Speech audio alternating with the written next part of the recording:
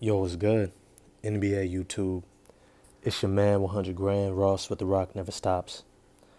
And today I want to get into this topic about Zach LaVine, this year's first time NBA All-Star, and his upcoming free agency this summer.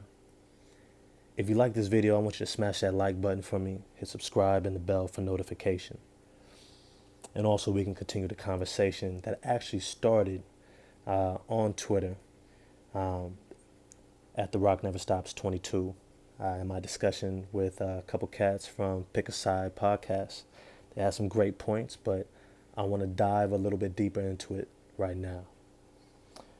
So first off, one of the primary things that we always have to remember is fit, right? In the eye of the beholder, that's where your value is cast, right? Draymond Green by himself is not a max salary player. Is not. If you dropped him in Charlotte, if you dropped him in Indiana, someplace with no shooters, he's a role player at best, right? Maybe not even starting. But for the Golden State Warriors, he's a catalyst to an NBA championship team. He's a floor general leader. He's everything. Not everything literally, but you know what I mean. He's a max salary player. When it comes to Zach LaVine, this was the argument that I had, is that I'm not quite sure he's a max salary player for the Chicago Bulls. Now, it's not to say he's not a max salary talent.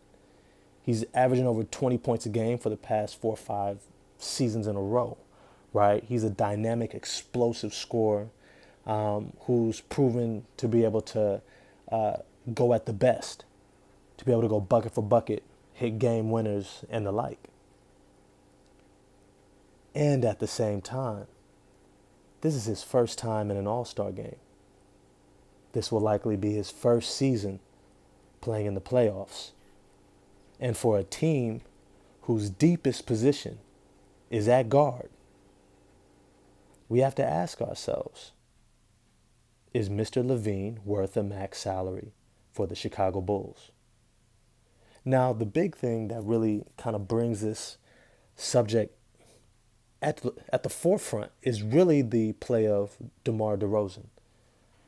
DeMar DeRozan has been getting MVP chants in Chicago all season long, and deservedly so. He's hitting the game winners in big games. He's the one that's really leading the team from a position of, I've been deep in the playoffs before. I know what winning is. I've been a part of the Toronto Raptors and the San Antonio Spurs, right? I understand winning. I'm a veteran. I can lead y'all, and he's doing it at a high level. And so when we really think about it, DeMar DeRozan has been a shooting guard most of his career. Last season, played more small forward and a little power forward. But it's to say he's a wing player. Now, if you have an MVP caliber, at least in the conversation, wing player, that goes along with two other guards that you just signed this past offseason in Lonzo Ball and Alex Caruso, you got to ask yourself, do we really need one more max salary guard? Is that really what we're needing? Once again, it's not about if he's good enough. It's about, is what he brings, what this team values, enough to give him a max salary.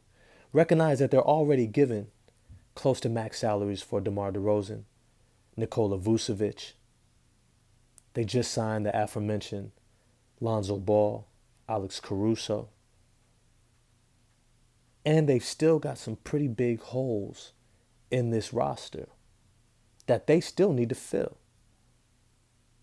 Is Zach LaVine worth that salary hit?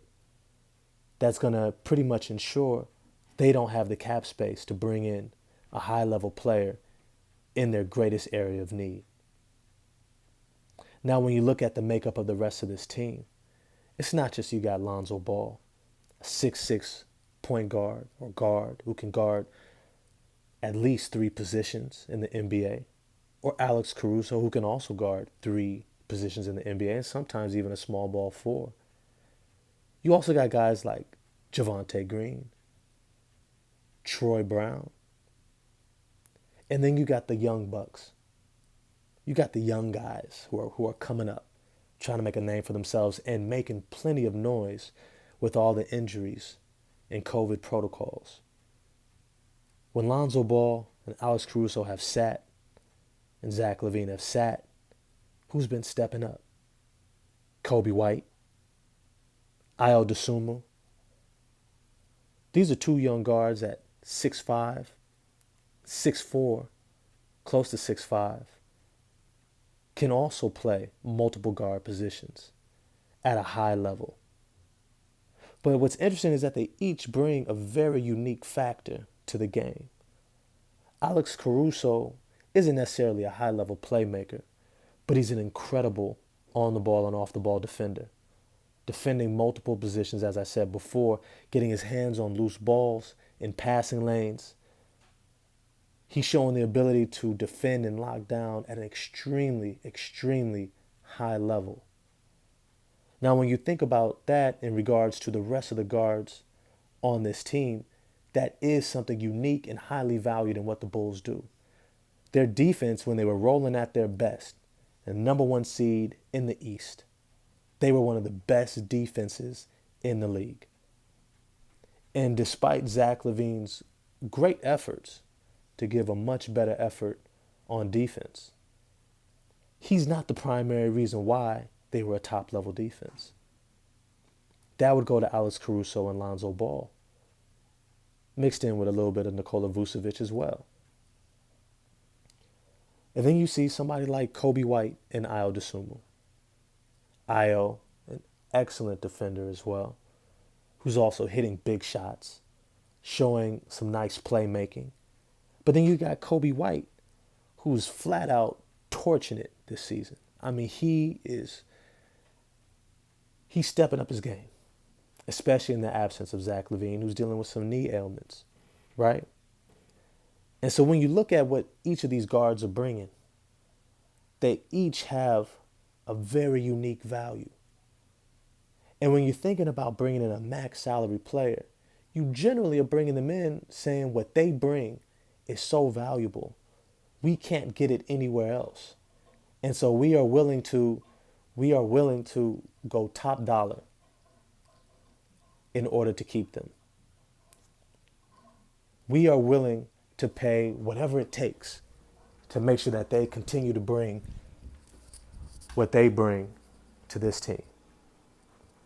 And once again, is that Zach LaVine?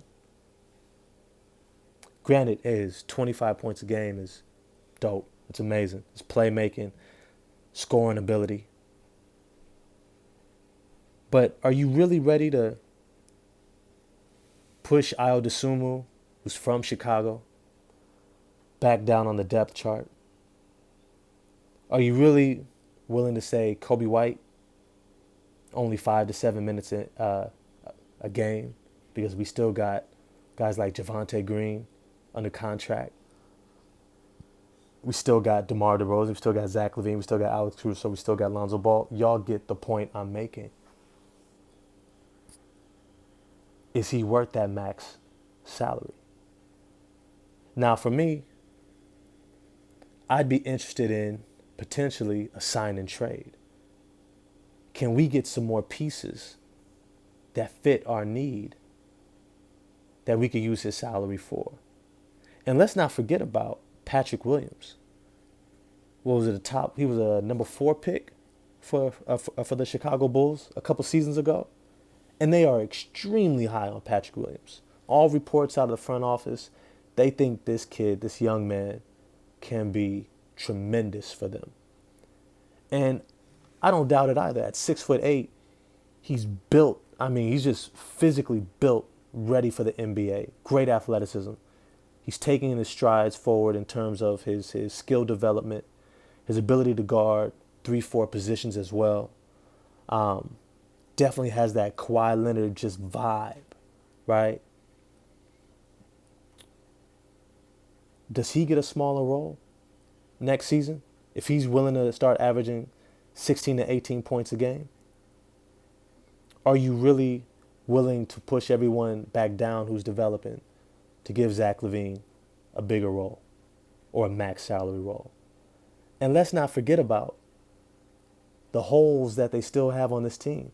Look, Tony Bradley, you know what I'm saying, out of North Carolina is a solid role playing big man.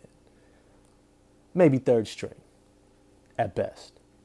He's not who you want to drag into an Eastern Conference playoff, especially this year with the Eastern Conference so deep. They're already signing Tristan Thompson, who is a buyout a free agent, to be able to fill that void. Can they not use that money on something else? So I want to know what y'all think. Is Zach LaVine worth a max salary for the Chicago Bulls? If so, let me know. And if not, what do you think they should do? Sign and trade? Let him walk? Let's continue this conversation on Twitter or in the chat box. I'm out. Peace.